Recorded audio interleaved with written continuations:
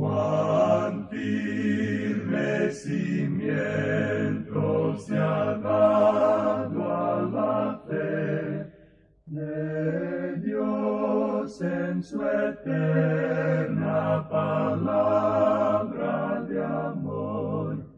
Con el propósito de compartir con usted las inmutables verdades de la palabra de Dios, presentamos A través de la Biblia, un estudio detallado y sistemático de toda la Biblia que le ayudará a conocer lo que Dios ha revelado para nuestro provecho espiritual. Estos estudios bíblicos fueron diseñados y elaborados por el Dr. J. Vernon McGee, versado maestro de la Biblia, quien dedicó la mayor parte de su vida a la enseñanza clara y sencilla de la palabra de Dios. Acompáñenos, pues, mientras avanzamos en nuestro recorrido a través de la Biblia. Cuán firme cimiento la palabra de Dios. Es un gozo estar nuevamente con usted, amigo oyente, para traerle otro estudio de la serie A través de la Biblia. Llegamos hoy, amigo oyente, al Salmo 21. Ya este lo hemos titulado como un salmo mesiánico. No se llama así en la lista que dimos al principio y no es citado como refiriéndose a Cristo, pero no creemos que uno pueda leerlo sin llegar a juzgar que se refiere a él. Israel desde el mismo principio dijo que este salmo hablaba del Mesías y lo trataba de esa manera. Por ejemplo, Targón, que es una paráfrasis caldea del Antiguo Testamento, y el Talmud enseñan que el rey mencionado en este salmo es el Mesías. Y el gran erudito de Talmud, rabino Solomon Isasi, conocido por el nombre de Rashi, quien nació en el año 1040 a.C., endosa esta interpretación que habla del Mesías, pero él sugiere que no se utilice de esa manera porque los cristianos hacen uso de este salmo como una evidencia de que Jesús de Nazaret es el Mesías. Y debemos decir que creemos que ese es un buen testimonio de que este salmo habla del Señor Jesucristo. Este es un salmo que es importante en otra dimensión. Es un salmo que ha sido usado por iglesias litúrgicas que observaban ciertos días. Por ejemplo, esas iglesias observaban el día de la Ascensión y utilizaban este salmo para conmemorar ese día. Ese día celebra el regreso del Señor a la gloria y su presencia allí como nuestro sumo sacerdote. Y no sé por qué nosotros, los fundamentalistas, no hemos prestado más atención a la ascensión de Cristo. Nosotros celebramos la Navidad, celebramos la llamada Semana Santa, el día de Pentecostés. Hay muchos que celebran eso. Pero, ¿qué acerca del día de la Ascensión? Para mí, ese es un gran día, y opino que probablemente deberíamos prestar más atención a este punto. Pues bien, lo podemos hacer en este salmo porque nos habla de la ascensión de Cristo. Y vemos aquí al Rey en el cielo, y podemos ver el juicio que se aproxima sobre aquellos que le han rechazado. Este es un salmo de David, así señalado en el texto inspirado, e incluye también su reino venidero como rey sobre este mundo, es decir, el reino de Jesús, y es un salmo que fue utilizado sin duda alguna en la adoración en el templo.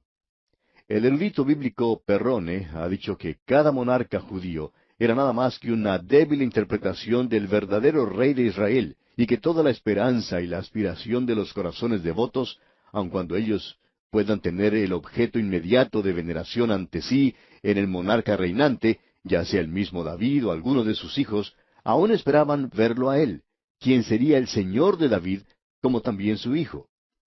Hasta aquí las palabras del erudito bíblico Perrone. De paso debemos decir que ese es un testimonio muy bueno. Notemos ahora lo que dice este Salmo 21. Comencemos con el versículo 1. El rey se alegra en tu poder, oh Jehová, y en tu salvación cómo se goza. Este es un salmo que, honradamente hablando, podría referirse a David y se refiere a él, pero creemos que la interpretación primordial es referente al Señor Jesucristo. Como hemos notado, comienza diciendo este versículo 1, el rey se alegra en tu poder, oh Jehová, y en tu salvación cómo se goza. Se dice del Señor allá en la Epístola a los Hebreos capítulo 12 versículo 2, el cual, por el gozo puesto delante de él, sufrió la cruz, menospreciando el oprobio.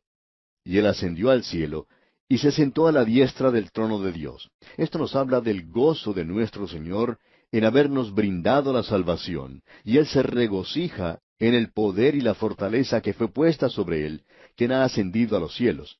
Y los ángeles y los principados son puestos bajo sujeción suya, y hoy él es capaz de salvar a todos aquellos que se acercan a Dios por medio de él. Este es un salmo maravilloso.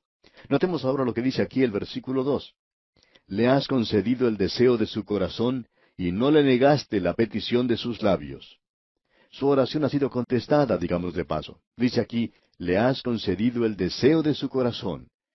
El Señor Jesucristo dice, usted recordará en su oración intercesoria, cuando Él se dirigía a Dios, en su informe final, digamos, allá en el Evangelio según San Juan, capítulo 17, dice, glorifica a tu Hijo, para que también tu Hijo te glorifique a ti. Esta oración, como todas las otras peticiones que el Señor Jesucristo hizo, han sido contestadas, como podemos ver en esta oración. Esta es una oración de ascensión. Él está ahora a la diestra de Dios. Leamos este versículo 2 una vez más. Le has concedido el deseo de su corazón, y no le negaste la petición de sus labios. El Señor podía decir cuando estaba aquí en este mundo, como leemos allá en el Evangelio según San Juan, capítulo 17, versículo 24, Padre, aquellos que me has dado, quiero que donde yo estoy, también ellos estén conmigo, para que vean mi gloria que me has dado. Y eso será contestado algún día cuando vayamos a estar con Él. Él vino a este mundo para hacer posible eso, se nos dice aquí, y no le negaste la petición de sus labios. Sela. Esto es algo sobre lo cual usted debería meditar, pensar sobre lo que se ha dicho por algunos minutos. Sigamos adelante entonces en este salmo, y leamos a continuación los versículos 4 al 6. Vida te demandó y se la diste, largura de días eternamente y para siempre. Grande es su gloria en tu salvación, honra y majestad has puesto sobre él, porque lo has bendecido para siempre, lo llenaste de alegría con tu presencia. Él vino para darnos vida, amigo oyente. Él entregó su vida como pago por la nuestra, por la de muchos aquí. Y uno lo encuentra a Él en humildad y lo encuentra pidiendo una y otra vez en oración, y lo podemos ver en el jardín de Getsemaní. Y el salmista nuevamente dice algo en cuanto a esto allá en el Salmo 102, versículos 23 y 24. Dice, Él debilitó mi fuerza en el camino, acortó mis días. Dije, Dios mío, no me cortes en la mitad de mis días, por generación de generaciones son tus años. Usted se da cuenta, amigo oyente, que Él pide vida. Él murió en la flor de su edad, tenía solo 33 años de edad, y Él oraba, usted recuerda, pasa de mí esta copa. Pero se nos dice allá en la epístola a los Hebreos capítulo 5, versículo 7, y Cristo, en los días de su carne, ofreciendo ruegos y súplicas con gran clamor y lágrimas al que le podía librar de la muerte, fue oído a causa de su temor reverente. ¿Por qué? ¿Cómo fue oído, amigo oyente? Bueno, Él murió, pero Dios le resucitó de entre los muertos, y ahora vive y es glorificado con cuerpo humano para siempre. Y Él está ahora sentado a la diestra de Dios. Grande es su gloria en tu salvación. Ah, la gloria que debería acumularse para Él porque lo salvó a usted, amigo oyente, y me salvó a mí también. Ahora podemos leer en los versículos 7 y la primera parte del versículo 8 lo siguiente.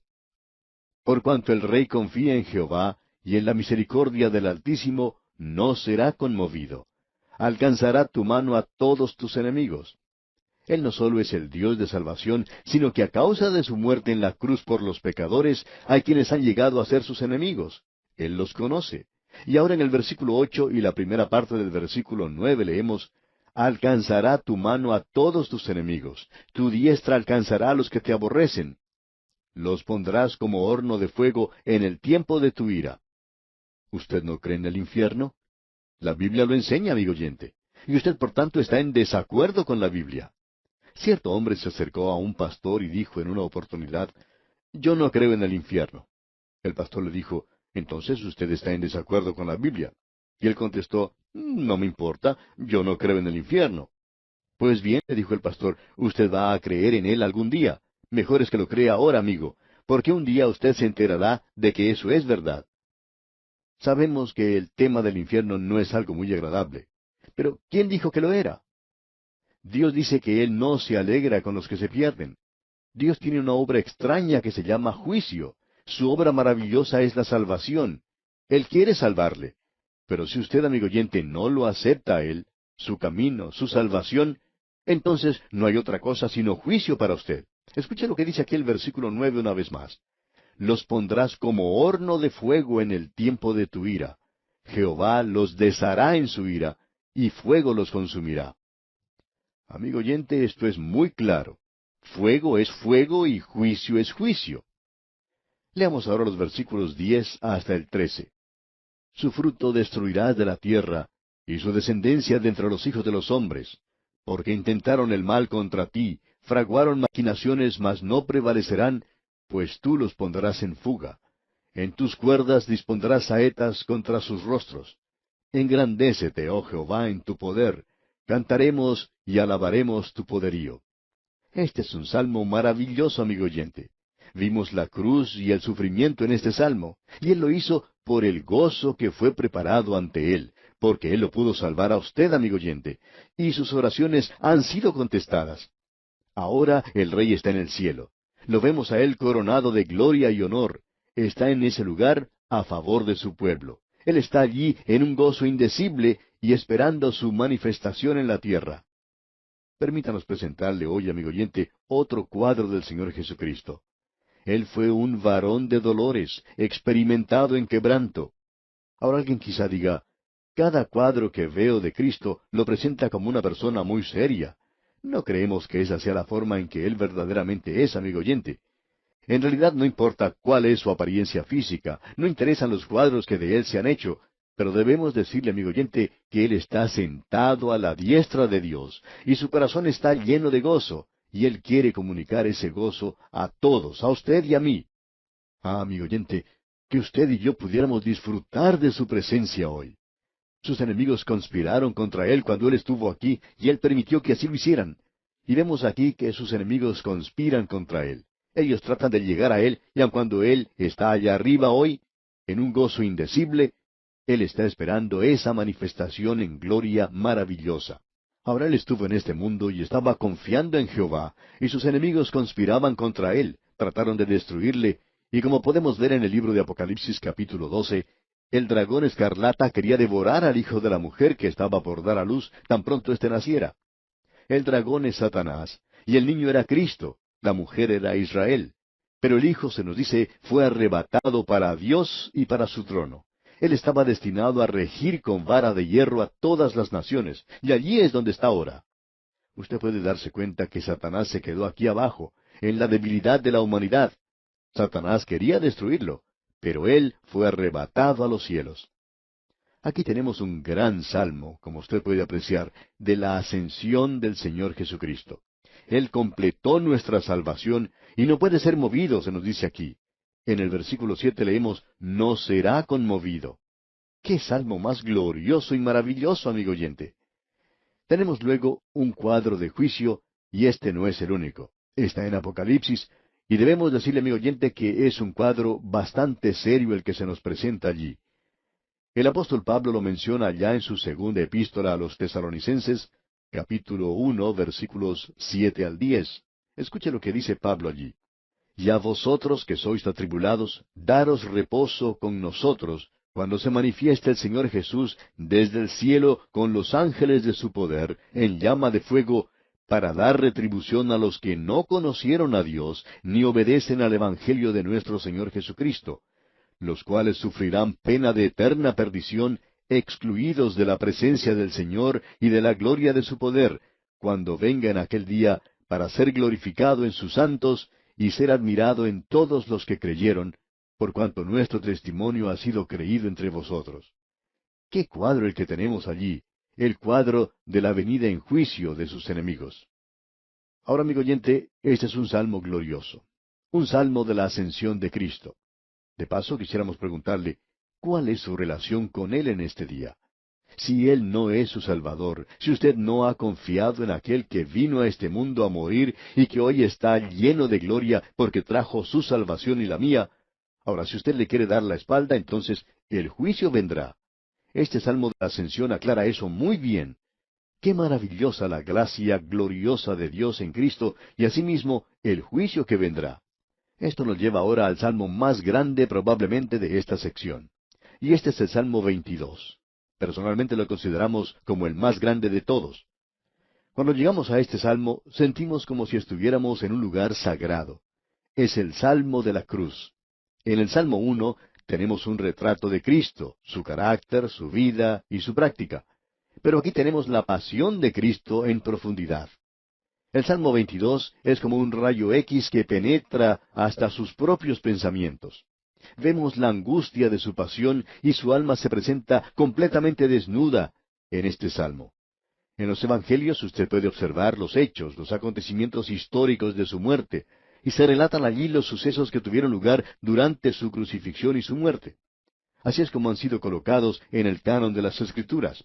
Pero amigo oyente, lo que él pensaba se da en detalle aquí, en este Salmo 22. Usted puede apreciar lo que pasaba por su corazón, por su alma, por su mente, cuando él estaba colgado en el madero, cuando uno lee este salmo.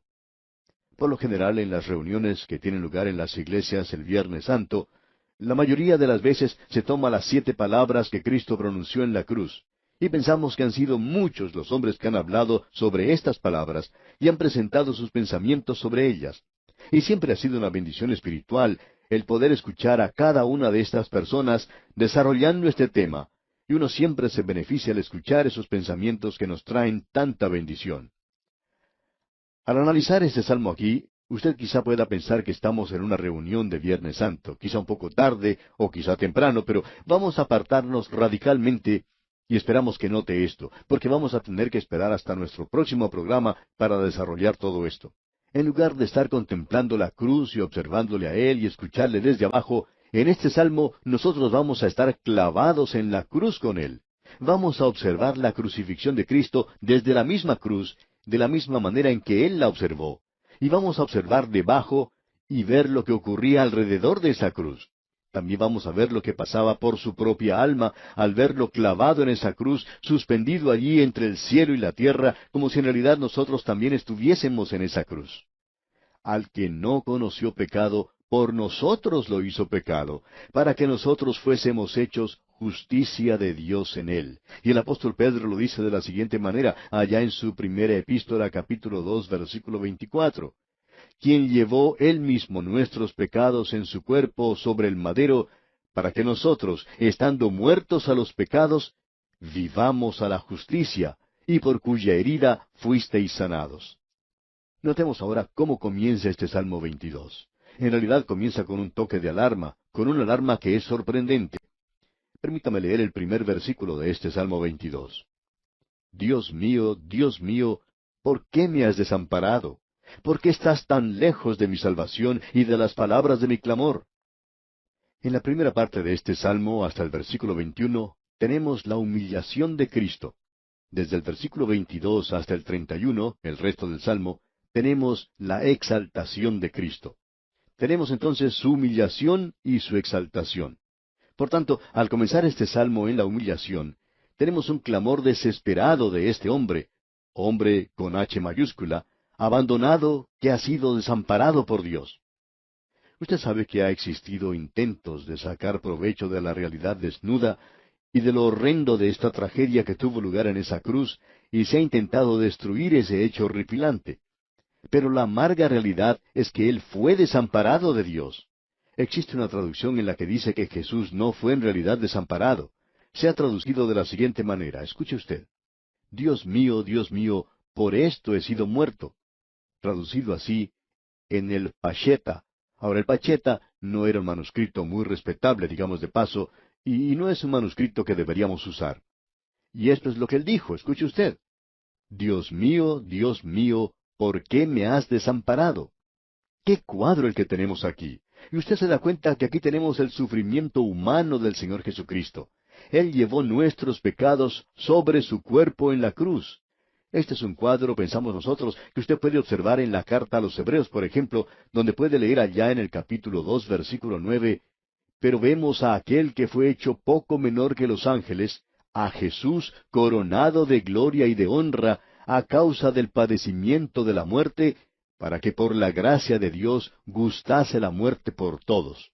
Luego, avanzando un poco hacia los versículos 14 y 15, leemos, así que, por cuanto los hijos participaron de carne y sangre, Él también participó de lo mismo, para destruir por medio de la muerte al que tenía el imperio de la muerte, esto es, al diablo, y librar a todos los que por el temor de la muerte estaban durante toda la vida sujetos a servidumbre.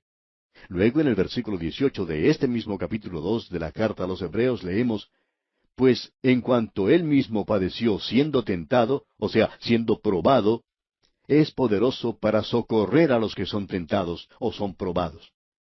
Este es un cuadro de Cristo, y Él está colgado allí en la cruz, y es su lamento desesperado. Y en esa hora angustiosa, Él fue desamparado por Dios. No tenía ningún lugar a donde dirigirse, no podía dirigirse al cielo, tampoco podía dirigirse a la tierra, no tenía dónde dirigirse. La pregunta que nos hacemos es, ¿por qué lo desamparó Dios? Bueno, para conocer la respuesta a esta pregunta tendremos que esperar hasta nuestro próximo programa, amigo oyente.